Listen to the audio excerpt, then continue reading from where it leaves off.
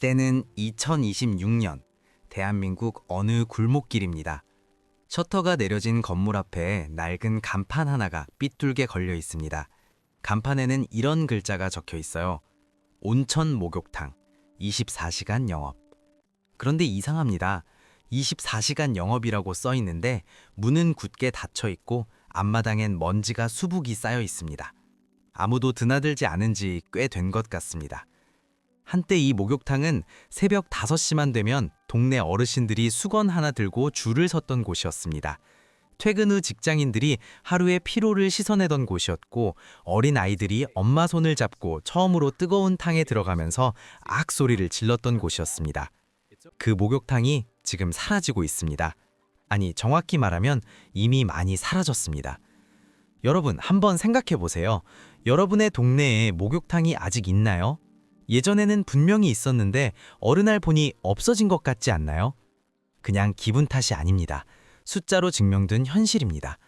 전국의 목욕업소 수가 단 10년 만에 30%나 줄어들었습니다. 10곳 중 3곳이 문을 닫은 겁니다. 오늘 저는 여러분께 아주 역설적인 이야기를 하나 드리려고 합니다. 더 깨끗해진 세상에서 목욕탕이 사라지고 있다는 이야기입니다.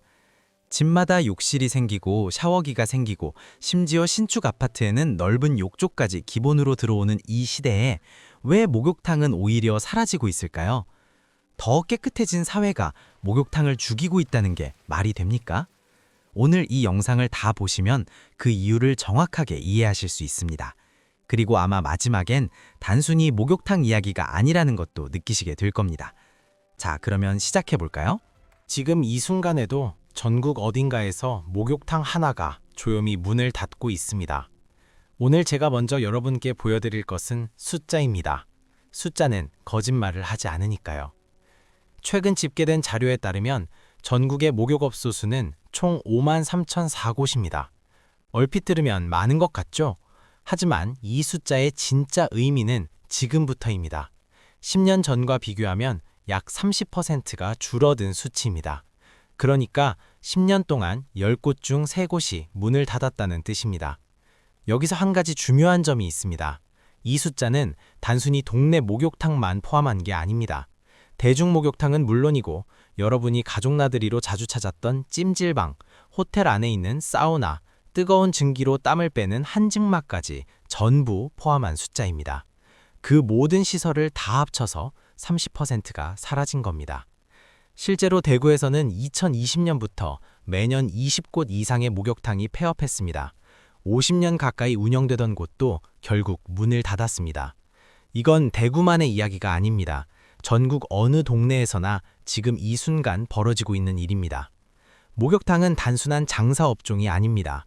오랫동안 우리 사회에서 사람들이 모이고 이야기를 나누고 피로를 푸는 생활 공간이었습니다.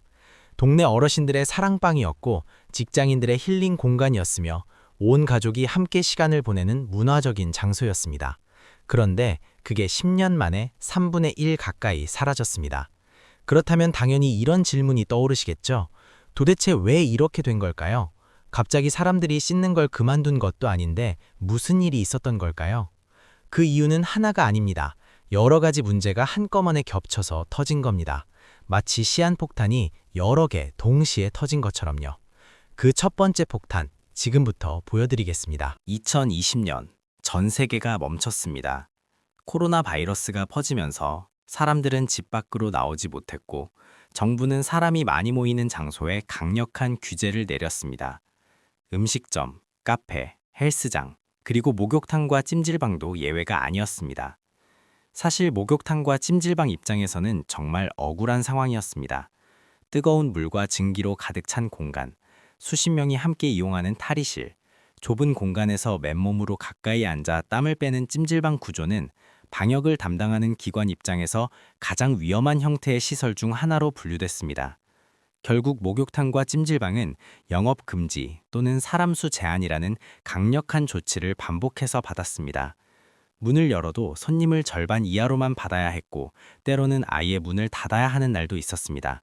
매출은 뚝 끊겼는데 임대료와 관리비는 계속 나가는 구조, 버티는 것 자체가 한계였습니다.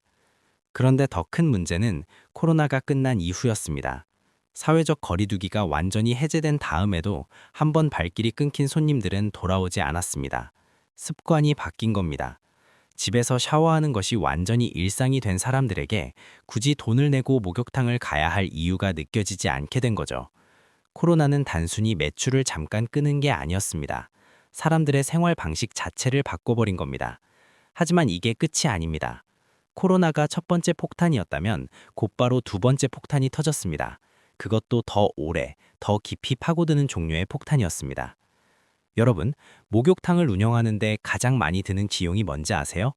바로 전기료, 가스비, 수도요금입니다. 목욕탕은 하루 종일 뜨거운 물을 대량으로 만들어야 합니다. 탕을 데우고 샤워기를 틀고 사우나실의 온도를 유지하고 찜질방의 열기를 계속 뿜어내야 합니다. 이 모든 게 전기와 가스 없이는 단 하루도 운영이 안 됩니다. 실제로 연료비가 목욕탕 전체 운영 비용의 50%에 달한다는 조사 결과도 있습니다. 그런데 코로나가 끝나고 나서 전기요금과 가스비와 수도요금이 한꺼번에 빠르게 올랐습니다. 전 세계적으로 에너지 가격이 오르면서 국내 공과금도 연달아 인상된 겁니다. 10년 전에 5,000원대였던 목욕탕 입장료가 지금은 꾸준히 오를 수밖에 없는 구조가 된 거죠. 그럼 입장료를 올리면 되지 않냐고요? 현실은 그렇게 간단하지 않습니다. 동네 목욕탕을 찾는 손님들은 대부분 가격에 민감한 분들입니다. 특히 매일 아침 목욕탕을 찾는 어르신들은 입장료가 조금만 올라도 발길을 끊어버립니다. 결국 수많은 목욕탕 사장님들은 비용은 올라가는데 요금은 못 올리는 상황에서 적자를 버티다가 폐업을 선택할 수밖에 없었습니다. 자, 그런데 이 상황에서 세 번째 문제가 조용히, 하지만 아주 근본적인 방식으로 목욕탕의 숨통을 조이기 시작했습니다. 여러분, 요즘 새로 지은 아파트 안에 들어가 보셨나요? 욕실이 완전히 달라졌습니다. 넓은 욕조는 기본이고 수압 강한 샤워기, 바닥 난방, 그리고 고급 욕실 인테리어까지 갖춰진 집들이 늘어나고 있습니다. 일부 고급 아파트는 안방 욕실이 웬만한 목욕탕 시설 부럽지 않은 수준입니다. 게다가 아파트 단지 안에 주민 전용 목욕시설이나 사우나가 들어오는 경우도 많아졌습니다. 예전에 목욕탕을 갔던 가장 큰 이유 중 하나는 집에 제대로 된 욕실이 없거나 불편했기 때문입니다. 그런데 지금은 다릅니다. 집 안에서 목욕탕 못지않은 환경이 만들어지고 있습니다. 굳이 돈 내고 밖에 나가서 낯선 사람들과 함께 씻을 이유가 없어진 겁니다. 특히 젊은 층의 변화가 두드러집니다. 20대, 30대는 원래부터 목욕탕보다 집에서 샤워하는 걸 선호하는 경향이 강합니다. 위생에 민감하고 개인 공간을 중요하게 생각하는 세대이기 때문입니다. 결국 목욕탕은 코로나로 손님을 잃고 공과금으로 비용이 늘고 신축 아파트 때문에 수요까지 줄어드는 세 가지 위기를 동시에 맞은 겁니다. 이쯤 되면 이런 생각이 드실 겁니다. 그러면 목욕탕은 그냥 사라질 운명인 걸까요? 그런데 잠깐, 이게 전부가 아닙니다. 많은 분들이 모르고 있는 아주 중요한 사실이 하나 더 있습니다. 목욕탕이 사라지면 안 되는 사람들이 있다는 겁니다. 깨끗한 욕실이 있는 집, 따뜻한 물이 언제든 나오는 샤워기. 이게 당연한 거라고 생각하시나요? 사실 모든 사람이 그런 환경에 살지는 않습니다. 오래된 단독주택이나 반지하, 쪽방에 사는 분들 중에는 집에 제대로 된 욕실이 없거나 있어도 너무 낡아서 사용하기 어려운 경우가 많습니다. 이런 분들에게 동네 목욕탕은 선택이 아니라 필수입니다. 특히 거동이 불편한 어르신들과 장애인분들에게 목욕탕은 더욱 절실한 공간입니다. 실제로 대구에서 70대 어르신이 동네 목욕탕이 문을 닫자 이런 말씀을 하셨습니다.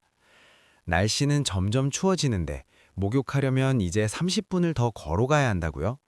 몸도 녹이고 피로도 풀어야 하는데 가격이 저렴한 동네 목욕탕이 없어져서 너무 불편하다고요.